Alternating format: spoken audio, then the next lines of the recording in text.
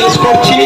আমাদের এই মিছিলে আমাদের সঙ্গে উপস্থিত রয়েছেন বর্ধমান জেলা আমাদের তৃণমূল কংগ্রেসের সভাপতি, আমাদের অভিভাবক কাটোয়ার বিধায়ক রবীন্দ্রনাথ চট্টোপাধ্যায় মহাশয় আছেন, জেলা তৃণমূলের আমাদের নবনির্বাচিত মহিলা সভানেত্রী নীলা মুন্সি, তাছাড়া আমাদের প্রতিটি ওয়ার্ডের আমাদের কাউন্সিলররা আছেন, আমাদের বর্ধমান পৌরসভার পৌরপতি আছে, এখানে আমাদের সম্মানীয় সুশান্ত ঘোষ মহাশয় আছেন, বাপু আছেন আমাদের, তাছাড়া আমরা সব কাউন্সিলররা শিবির আছে, সমস্ত আমাদের কাউন্সিলররা, তন্ময় সিংহ রায় আমাদের শহরের সভাপতি আছেন, স্বরাজ ঘোষ আছেন, ছাত্র পরিষদের সভাপতি সবাই রয়েছেন।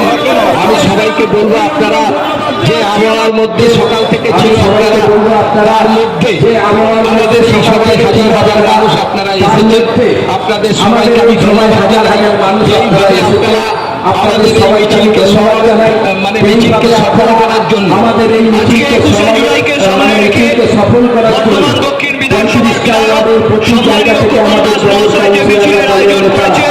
এইভাবে বিশাল মিছিল নিয়েছেন। আমি প্রথমে কথা বলার জন্য মিছিল আসছে।